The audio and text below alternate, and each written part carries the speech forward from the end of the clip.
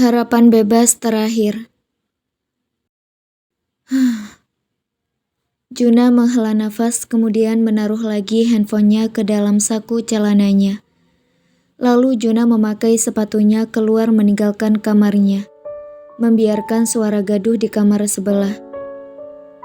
Aku akan menyarankan kepada Tuan Muda Rasha untuk menambah kedap suara dalam ruangannya. Gumam Juna dalam hatinya. Klek. Juna berjalan menyusuri tangga, lalu terus melangkah ke pintu belakang dan berjalan ke arah laut. Beberapa pengawal yang ada di belakang tunduk hormat kepada Juna, dan juga bergabung dengan mereka yang sedang bermain kartu di belakang. "Tidak bisa tidur, Tuan?" tanya salah satu bodyguard. "Bagaimana bisa tidur? Kamar di sebelahku berisik sekali," keluh Juna sambil garuk-garuk kepala yang tidak gatal. "Hahaha," gelak tawa para bodyguard paham maksud Juna. "Kalian sedang apa? Bermain atau ada keuntungannya?" tanya Juna kepada mereka semua. "Hanya sekedar bermain, Tuan. Tidak ada yang bisa kami jadikan taruhan," seru salah satu bodyguard sambil tertawa kecil. "Boleh aku ikutan bermain?" "Tentu saja, Tuan." Akhirnya, Juna menghabiskan malam itu dengan bermain bersama para bodyguard yang lainnya. Setidaknya, berkumpul bersama teman bisa membuat hatinya agak sedikit bahagia dan tidak kesepian seperti di dalam kamar, sehingga rasanya sesak, tak bisa berpikir, dan otaknya buntu. Malam ini sangat berarti bagi setiap orang. Mereka semua menikmati malamnya berbeda-beda. Ada yang bahagia seperti Lucky dan Rasha, ada yang bisa tidur pulas dan bermimpi indah untuk esok hari seperti Riri dan Angelisa, ada yang khawatir seperti Radit, dan ada yang banyak sekali memikirkan nasib anak-anak mereka, walaupun mereka berdua tetap berusaha untuk saling menguatkan. Ada yang menahan rindu seperti Riri dan Juna, tapi menghabiskan dengan cara yang berbeda. Riri dengan tidur, dan Juna dengan berkumpul bersama teman-teman. Ada yang sendiri menikmati masa tuanya sambil mengerjakan tumpukan pekerjaan kantor seperti Dimas. Dan ada juga yang bersedih di dalam sel penjara seperti Audrey dan Sandra. Mereka berdua tidak ada yang bisa tidur di dalam sel penjara tempat tidur keras yang hanya beralaskan beton, dan di atasnya ada kasur tipis yang menurut mereka sangat bau dan kotor.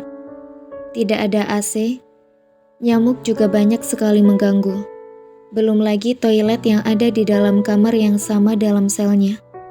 Tentunya toilet jongkok biasa yang tidak sebersih toilet mereka di rumah. Jauh sekali tingkat higienisnya. Jangan dibayangkan.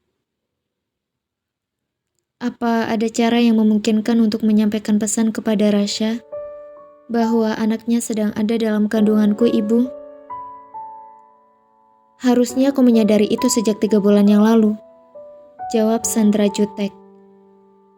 Kalaupun aku menyadarinya, mungkin aku akan melakukan aborsi, jawab Audrey sinis, karena Audrey berniat menunda kehamilan hingga 5 tahun. Ini semua karena kesalahanmu, Audrey. Harusnya kau tidak meninggalkan Rasha. Kalau kau masih bersama Rasha, dan kau tidak tergoda dengan Semi, kita semua tidak akan bernasib seperti ini. Aku yang salah. Ini semua karena ibu. Aku sudah katakan padamu kalau aku tidak menyukai Rasha. Tapi kau masih saja memaksa aku untuk menyukai Rasha. Aku sudah katakan padamu kalau aku masih ingin hidup sendiri. Dan aku ingin menimbang perasaanku pada Rasha. Tapi kau tidak mau mendengarku dan tetap terus memaksaku untuk cepat-cepat menjalin hubungan serius dan melangsungkan pernikahan. Kalau aku diberikan waktu untuk berpikir menentukan pilihanku sendiri, aku tidak akan gegabah. Dan aku tidak akan menyesal sehingga aku meninggalkan Rasha untuk Semi.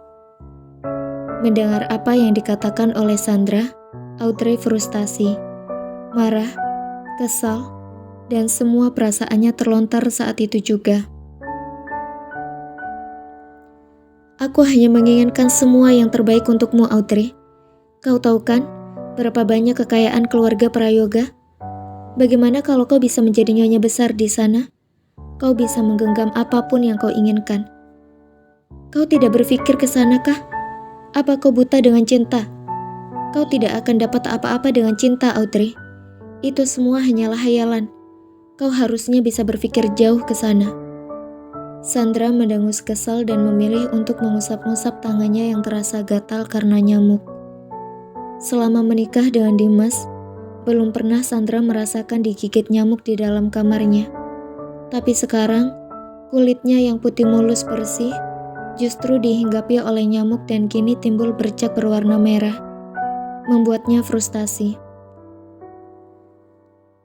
Aku tidak bisa terus-terusan berada di dalam sel penjara ini, Ibu. Aku harus segera keluar dari sini. Aku punya uang, dan aku bisa mencari pengacara yang lebih baik daripada pengacara yang ayah berikan. Pengacara itu kurang kompeten. Dia tidak mau berusaha untuk mencari cara biar aku bisa bebas dari tempat ini. Dia tidak mau melakukan cara-cara licik untuk menyelamatkanku. Dia hanya berpikir lurus dan penakut. Gak kompeten, cuma mau meminta pengurangan tahanan. Aku muak dengan pengacara itu, Ibu. Audrey menekuk kakinya, menyisir rambutnya ke belakang, dan kepalanya disandarkan di lututnya. Dirinya juga enggan untuk menyentuh tempat tidur yang ada di bangsalnya. Kemarin, Audrey bisa tidur agak baik di dalam rumah sakit, tapi setelah kondisinya membaik, dia harus kembali ke tempat di mana dia berada, yaitu sel tahanan, dan malam ini, disinilah dia berada, bersama dengan ibunya membuat Audrey diliputi oleh amarah. Aku rasa, Tante Vivi, teman ibu di Bandung, bisa membantu kita, Audrey. Di mana kau menaruh uangmu? Aku akan menyuruhnya untuk mengambil dan membiayai pengacara baru untuk kita berdua. Sandra mulai mau bekerja sama lagi dan merubah intonasi bicaranya. Apa kau yakin, Ibu? Audrey menatap ibunya masih belum terlalu yakin bahwa ibunya bisa membantu mencari jalan keluar untuknya. Sandra mengangguk-ngangguk. Dia adalah satu-satunya orang yang aku percaya, Audrey. Dia tidak akan mengkhianati kita. Dia lebih kuat daripada ayahmu. Dia memiliki pengalaman hidup lebih banyak berhubungan dengan keluarga Prayoga. Kita bisa mendapatkan banyak keuntungan darinya kalau kau bisa bekerja sama denganku dan menurut padaku. Sandra mencoba untuk meyakinkan Audrey, karena tidak ingin ada kesalahan yang sama yang dilakukan oleh Audrey. Bagaimana kalau dia mencuri uang kita? Itu tidak akan pernah, sayang. Sandra menjawab pertanyaan Audrey sambil menggelengkan kepalanya. Lama Audrey terdiam memikirkan apa yang baru saja dikatakan oleh Sandra di dalam otaknya. Apa benar aku bisa percaya dengan yang dikatakan ibu tadi? Kalau Tante Vivi memang bisa membantu kami. Aku masih belum yakin.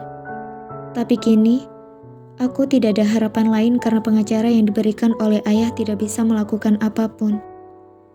Aku pun tidak punya teman yang bisa membantuku di luar sana.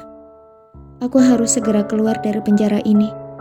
Aku tidak bisa membiarkan kulitku terkena air kotor yang bisa membuat gatal-gatal. Aku tidak bisa membuang hajat di tempat kotor seperti yang ada di samping tempat tidur kami. Aku tidak tahan tiap hari harus diinterogasi di sini. Sepertinya, aku akan mengambil pilihan yang ditawarkan oleh ibu. Aku harus bisa keluar dari sini secepatnya. Bagaimanapun caranya, aku harus segera membalas apa yang telah dilakukan oleh Rasya padaku. Sekarang aku tidak tahu dia sudah mendapatkan informasi kalau anak ini adalah anaknya atau belum. Karena sampai sekarang, dia belum menampakkan dirinya di sini. Lucky berpikir keras hampir setengah jam dia diam tanpa melontarkan satu kata pun, walaupun Sandra sudah berisik di sebelahnya, hingga membuat Audrey frustasi dan bingung mau melakukan apa. Karena matanya sudah mengantuk, tapi dia tidak ingin tidur beralaskan tempat tidurnya sekarang. Baiklah ibu, aku akan melakukan apa yang kau perintahkan. Bagaimana cara kita menghubungi Tante Vivi supaya dia bisa datang ke sini? Dan aku bisa memberitahu di mana uangku dan dia bisa mengurus semuanya.